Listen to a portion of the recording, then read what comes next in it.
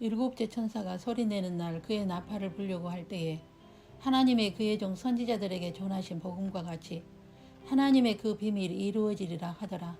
하늘에서 나서 내게 들리던 음성이 또 내게 말하여 이르되 내가 가서 바다와 땅을 밟고 서 있는 천사의 손에 펴 놓인 두루마리를 가지라 하기로 내가 천사에게 나아가 작은 두루마리를 달라 한즉 천사가 이르되 갖다 먹어버리라.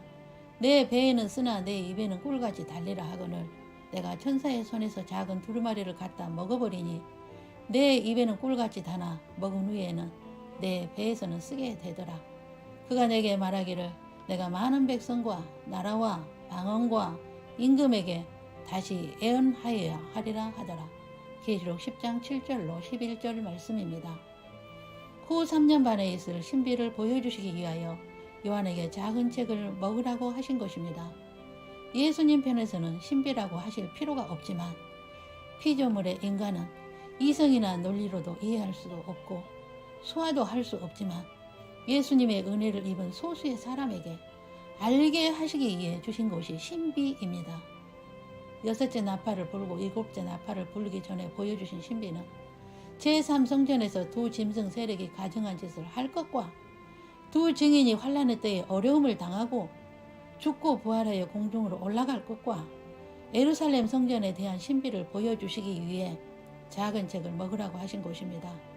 그것은 들림받지 못하고 7년 환난을 통과하는 자 중에서 메시아닉 유대인과 이방인의 크리스찬이 회개하고 돌아올 것을 보여주시고 들림받는 것이 얼마나 큰 복이 있는 것인지 그 차이는 엄청남을 미리 보여주시고 들림받지 못하면 이를 갈며 슬피 우는 날이 될 것이라는 것을 보여주신 것입니다. 이 말씀은 들림받을 시간에 있는 크리스찬에게 하시는 말씀이지만 들림에 대해 말씀에 관심도 없으며 들어도 흘러버리며 우선 보이는 현상에만 관심과 초점이 있으며 이 땅 평수 넓히는 것에만 관심이 있는 것이 대부분의 크리스찬의 모습입니다. 그러나 소수의 주님의 신부 후보생들이 있으며 주님의 오차락 채널은 오직 휴거 신부요 들림 받는 것에 초점을 두고 말씀을 전하고 있습니다. 예수님의 혼인잔치에 참여하는 자는 어떤 자들일까요? 예수님과 공중에 함께 오는 자들입니다. 그들은 6천년의 시간에 낙원에 있는 신부 후보생만 데리고 옵니다. 모든 크리스찬이 아니며 낙원에 있는 모든 자들이 아닙니다. 두 번째, 살아있는 신부 후보생으로 들림받는 자들입니다. 세 번째, 두 증인 중에 메시아닉 유대인 14만 4천 명이며 그들은 환난의 때에 복음을 전하다 순교하여 부활하여 공중으로 올라간 자들입니다. 네 번째, 두 증인 중에 이방인으로서 환난의 때에 복음을 전하다 순교하여 부활하여 공중으로 올라간 자들입니다. 살아서 들림받는 자들을 제외한 다른 분들은 죽음을 거치고 혼인잔치에 간 자들이지만 들림받는 자들은 죽음을 보지 않고 에녹처럼 들림받는 자들입니다. 그들은 육과 혼과 영이 변화를 받고 썩지 않을 육의 몸으로 변화를 받습니다. 그러면 왜 혼인잔치를 할까요? 예수님과 신부가 혼인 계약식으로 수직 계명과 수평 계명과 지상 명령 사명도 잘 한 자로서 완전한 신부가 되어 다스리는 왕권과 책임을 부여받기 위해서입니다. 그것은 창조 목적 동력자로 임명을 받고 창조 목적 가이드 사역을 하게 되며 천년 왕국 때부터 사역을 하게 됩니다. 천년 왕국 전에 두 짐승 세력이 불못에 들어가기 전에는 두 짐승 세력이 통치하고 있으며 이 세상의 모든 세력을 지배하고 있다가 두 짐승 세력이 불못에 던져지고 예수님이 지상 재림하시고 천년 왕국에 들어가는데 거기는 크리스찬 왕국이 되며 천년 동안 다스리게 되며 천년 왕국이 마치면 새하늘과 새 땅인 새 예루살렘에서 영원히 다스리게 됩니다. 천년 왕국의 특징은 통치권이 예수님의 신부 출신들입니다. 그래서 공중에서 혼인잔치식을 하여 예수님의 신부로서 계층이 주어지며 각자의 직분이 주어집니다. 첫 번째 특징은 아담부터 노아 홍수 이전의 시대로 회복이 되며 언어는 하나입니다. 두 번째는 사탄은 지옥에 가두고 사탄의 똘마니들만 까불게 함으로 힘이 없습니다. 그리고 천년왕국이 끝나기 전에 잠깐 놓여 추수 작업이 마치면 영원한 불못에 던져집니다. 세 번째는 하나님의 자녀와 사탄의 자녀들이 공존합니다. 네 번째는 크리스찬이 통치함으로 사탄의 자녀는 힘이 없습니다. 다섯째는 음식은 채식을 합니다. 여섯째는 천년씩 사는 장수 시대입니다. 일곱 번째는 여자가 해산 시에 상고가 없습니다. 여덟 번째는 기도하기 전에 응답이 있으며 생각으로 이루어집니다. 아홉 번째는 추수 시대입니다. 천년 왕국에서는 바벨탑 사건 이전처럼 언어가 하나이며 사랑의 공동체이기에 이 세상에서의 지도자나 다스리는 개념과는 전혀 다릅니다. 요한에게 예수님은 이 신비를 보여주시고 깨닫게 하시기 위해 작은 책을 먹으라 하신 것입니다. 그것은 후 3년 반에 있을 일이며 아주 중요하기에 미리 보여주신 것이며 지금 두 짐승 세력의 시간에 있으며 공중 강림의 시대에 살고 있는 우리들에게 보여주시고 미리 알고 준비하라고 보여주신 것입니다. 이것을 보여주신 것은 모든 크리스찬에게가 아닙니다. 들림받는 주님의 신부들을 위해서 보여주신 것이며 두 증인을 위해서 보여주신 것이며 일반 크리스찬을 위해서 보여주시고 들림받지 않고 환란에 들어갈 자들은 어차피 보여줘도 관심이 없으며 후 3년 반의 시간에 들어가서야 깨닫게 될 것입니다.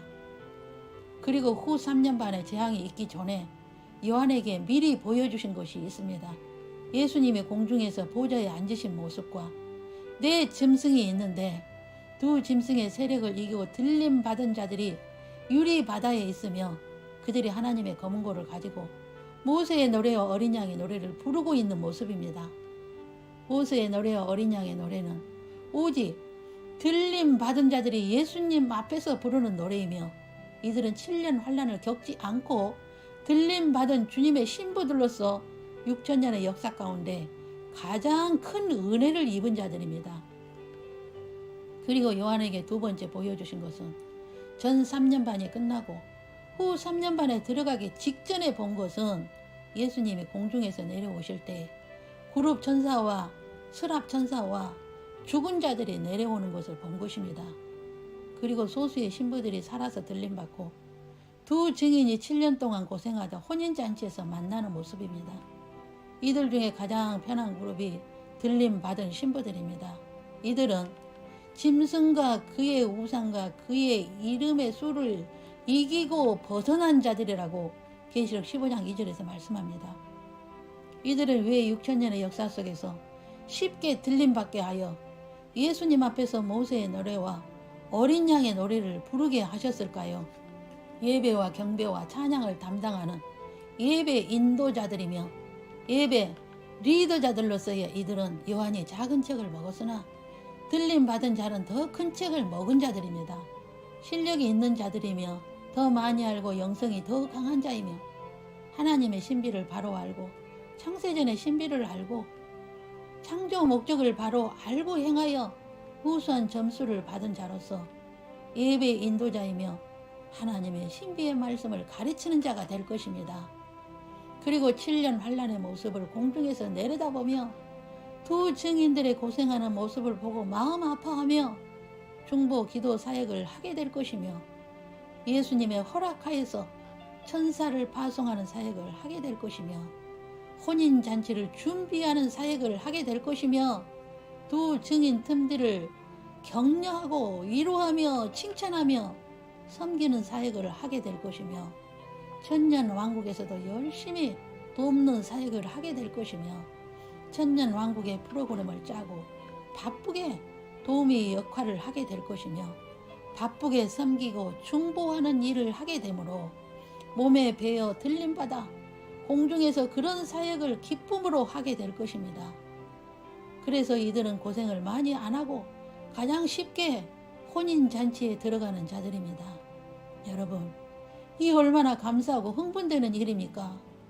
6천년의 인간의 시간에 주님 재림의 시간에 있으며 죽음을 보지 않고 장례식을 치르지 않는 에녹처럼 들림을 받을 수 있는 시간에 있으며, 들림을 준비하게 하신 것은 전적인 하나님의 예정 속에서 특별한 은혜를 입었기 때문입니다. 이런 놀라운 은혜를 거저 받았으니 거저 나눠서 은혜를 입은 자라면 이 진리를 받고 믿고 순종함으로 자신이 스스로 준비하게 될 것입니다. 창조와 목적의 시나리오를 한눈에 볼 수 있다면 늘 평강이 있게 될 것이며, 세상의 모든 것은 바람이요 먼지일 뿐임을 알게 될 것입니다. 요한을 통하여 보여주신 앞으로 될 일은 지금도 진행되고 있으며, 이를 갈며 슬피 우는 환난 속에 들어가지 말고 재앙도 받지 말고 하나님의 창세전의 계획을 바로 알고 혼인잔치에 들어오라고 오늘도 주의 선지자들을 통하여 외치는 소리를 들으시기를 바랍니다. 번개가 동편에서 나서 서편까지 번쩍임 같이 인자의 임함도 그러하리라. 마태복음 24장 27절입니다. 일곱째 인을 떼실 때에 하늘이 반 시간쯤 고요하더니 내가 보면 하나님 앞에 일곱 천사가 서 있어 일곱 나팔을 받았더라. 계시록 8장 1절로 2절입니다. 일곱째 인을 떼실 때 일곱 나팔을 받았으며 첫째 나팔을 불기 전에 일어나는 찰나의 시간에 우리는 있다는 것입니다. 일곱째 나팔을 불기 전에 공중 강림의 사건이 있습니다. 세상의 일에 바쁜 사람들은 이런 일이 있음조차도 모를 수 있는 시간이며, 지극히 소수이기에 주변의 사람들이 그대로 있다면 모를 수도 있습니다. 그러므로 예수님께서 말씀하신 것은 깨어 있으라 하신 것입니다. 말씀과 성령으로 깨어있지 않는다면 들림을 받을 수 없기 때문입니다. 기도하겠습니다. 창조주이시며 우주 만물을 통치하시며 다스리시며 구원자 되신 예수님의 이름으로 기도 올립니다. 오늘 주님께서 요한에게 보여주신 말씀을 전합니다.